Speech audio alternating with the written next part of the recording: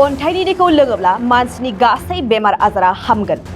सरासनस्रा नङा इसोरनिफ्राय फैनाय अन्थाइ होननानै फोथायदों गोबां सुबुंफोरा। चिरां बादिनो क'क्राझारावबो इसोरनिफ्राय हरनाय अन्थाइ मोनदों।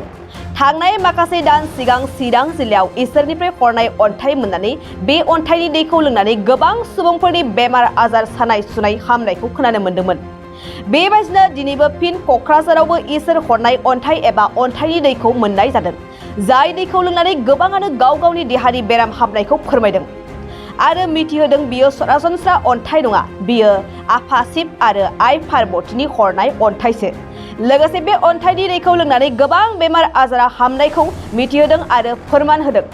अन्थाइखौनो मोनदों क'क्राझार जिल्लानि सिङाव थानाय सेम्बोरगावनि 1 नं थालिरबारि गामिनि थागिबि टिकेन्द्र बसुमतारीनि न'खराव। गोबाङानो बेखौ मिथिनानै अन्थाइनि दैखौ लोंनो आरो अन्थाइनि दैखौ लायनो थांनाया सोलिगासिनो। साग्राबो दंमोन, ओमफ्राय आथिं आखाइ साग्राबो दंमोन आरो बेखौ लोंनानै मोजां मोनदां। हा? बे गामिनि थालिरबारिनि। देहा मोजां मोनबाय। खर'आ बिराद सायोमोन। बेखौ लोंनानैनो दा मोजां मोनबाय आं। दा जेबो मोनासै। दसेनो लोंनायनि माबा 1 घन्टानि उनावनो उदै सानाय मोनग्रोदोंमोन आं। उदै सानायाबो गोदो सेंग्रायाव दंमोन, ओमफ्राय दसेनो सागादों आरो बे दैखौ लोंनानै। माने बेखौ बिदि हामनाय एसे प्रुफ मोनदों होननाय बुंनायखाय आंहाबो आथिं आखाइ सानाय आरो आंनाबो खर'आव बिदिनो मोदोम बारायनाय दं, बेफोर हामगोन बे होननानै आंबो दा दै गोथारखौ लांनो होननानै फैदों। ओं, दिनैसो प्रथम आंना। मोजां जादों होननायखाय आंबो दै गोथार लानो फैदों। न'आव आंना जानाया आंनो जादों, मेगना पावार खम जानानै दं। अपारेसन खालामनो नागिरदोंमोन आं, दा फैसा गैयैखाय बे फैबाय आं। फोथायनायजों दै लोंनाय मोजां जागोन। हिन्जावआबो एसे बेमार जादों, बेखौबो दै गोथारजों हामथों होननानै लांफैबाय आं, फैसा गारनानैबाबो। बे गामिनिनो माने आंनाव मोदोम गंसे खुरुजोबमोन आरोखि। बे खुरु जानाया माने खमसे खम 25 बोसोरनि बारा 30-35 बोसोरसोआनो जाहैबाय आरोखि।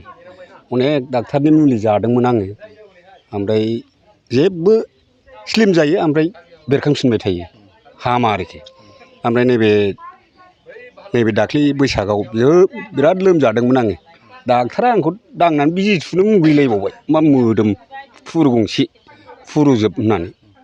ओमफ्राय नै दाखालि बाव जेला जोंहा आगष्ट'नि 15 थारिखआव दै हरजेनबाय, बेनिफ्रायनो आं लांनानै लोंहैनाय जादों। बेखौ लोंनानै स्लिम जाजोब्बाय आरोखि दा खुरुआ मोदोमाव। दा बर्थमान जेबो सिथर गैला आंनि मोदोमाव आरोखि। बेखौ लोंनानैनो। औ, दा बेनो आरोखि आंनि प्रमाना। यालंनिफ्राय फैदों, बेनिफ्राय जोंनि जायगायाथ' फानदुगाव लांहिन टाउनावनो आरो। ओमफ्राय आंनिया बे आइ आफानि बे दै सान्थिखौ लांफैदों आरोना। आंना ओरैबादि माने खिथुआव दुमाल बादि जादोंमोन आरो, हारसिं देरबोदोंमोन आरो। सिगाङावथ' फिसासोमोन, उनाव देरबोबाय थादों। ओमफ्राय देरबोबाय थानानै नैबे आइ आफानि दैखौ लांनानै लोंहैनायाव दा मोजां मोनदों आरोना खनसे लोंनायावनो। ओमफ्राय आं बेखायनो दा लांफैबावनाय जादों आरो। माब्लानिफ्राय? जेनेबा आंथ' थारिख थुरिखथ' मिथियासै, जेनेबा आं खनसे लांफैबाय आरो। बेसे गोबाव जाथावथाव? जानाया बारा गोबावानो जायाखै, सप्ता खननैसो जाबाय नामा। 8 दिनसो लोंदों आरो आं। ओं, प्रुफ मोनदों आरो। दा बेखायनो आं फैनाय जादों आरो लांफैनाय जादों। मारै बेयाव बिदि दं होननानै मिथिया? आंना फिसाजोआ बै माबायाव खेरखामुरियाव सासे हरनाय दं नालाय, आरो ओरै बालुजरायाव सासे हरदों, आरो ओरै दिब्लायावबो सासे हरदों, साथाम नालाय। दा बे फिसाजो देरसिना मुथुफाराना लांफैनानै बेयो होनदों आरो, आंनि खर' सानाया बै बाबानि दै लायनानै लोंनानै मोजां मोनदों, आइ नोंबो हामबाय बायगोन खोमा फै होनदों आरो। ओमफ्राय दा आं बावनो बिसास खालामनानै फैनाय जादों आरो। फोरोंगिरि मावनो गोसो जानाय बिजाथिफोरनि थाखाय गोजोनथाव खौरां। बाक्सा जिल्लानि सालबारियाव थानाय गुड शेफार्ड नेशनेल स्कुलाव गोबां फोरोंगिरिनि गोनांथि जादों। बे फरायसालियाव गाहाय फोरोंगिरिजों लोगोसे आखान्थि फोरोंगिरि आरो 7 आयदा फोरोंगिरिफोरनि गोनांथि जादों। फोरोंगिरिफोरनि मासिखौ बिजाथिफोरनि गेजेराव आनजाद लानायनि गेजेरजों थिसननानै लानाय जागोन। गाहाय फोरोंगिरि मासियाव एप्लाइ खालामनो थाखाय बिजाथिफोरा MA, MSc, BEd डिग्री लानाय, इंराजि रोंगौथि गोनां, लोगोआव 5 बोसोर गाहाय फोरोंगिरि महरै मावखां रोंनाय रोंगौथि थानाय जानांगोन। गाहाय फोरोंगिरिनि दान बान्थाखौ 14निफ्राय 20 रोजानि गेजेराव होनाय जागोन। बेजों लोगोसे बिगियान फोरोंगिरि, इंराजि आयदानि फोरोंगिरि, बिगियान आयदानि फोरोंगिरि, हिन्दी आयदानि फोरोंगिरि आरो सासे हस्टेल फोरोंगिरिनि गोनांथि। बेफोर आयदा फोरोंगिरिनि थाखाय गोसो गुदुं बिजाथिफोरा एप्लाइ खालामनोब्ला बिगियान फोरोंगिरिनि थाखाय बिजाथिया MSc आरो BEd डिग्री लानाय जाथारनांगोन। बेनि दान बान्थाखौ 10 निफ्राय 15 रोजानि गेजेराव होनाय जागोन।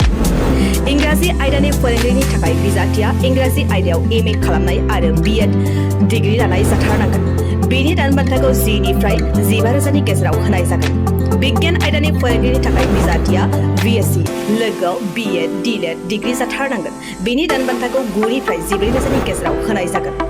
हिन्दी आयदानि फोरोंगिरिनि थाखाय बिजाथिया हिन्दी आयदायाव MA खालामनाय लोगोआव BEd DLED डिग्री गोनां जाथारनांगोन। बेनि दान बान्थाखौ 9 निफ्राय 14 रोजानि गेजेराव होनाय जागोन। हस्टेल फोरोंगिरि महरै बिजाथिया BA BSc लानाय लोगोआव इंराजि रोंनाय जाथारनांगन। बिनि दान बान्थाखौ 8 निफ्राय 10 रोजानि गेजेराव होनाय जागोन। गोसो गुदुं बिजाथिफोरा थाबैनो 7086283946 नम्बराव WhatsAppनि गेजेरजों गावनि बिजाथिनि फोरमानलाइखौ हरनो हागोन।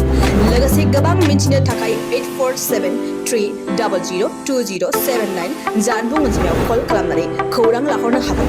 आनजादखौ बोहैथि दाननि 30 अक्ट'बर रबिबार खालि फुंनि 10 रिंगायाव लानाय जागोन।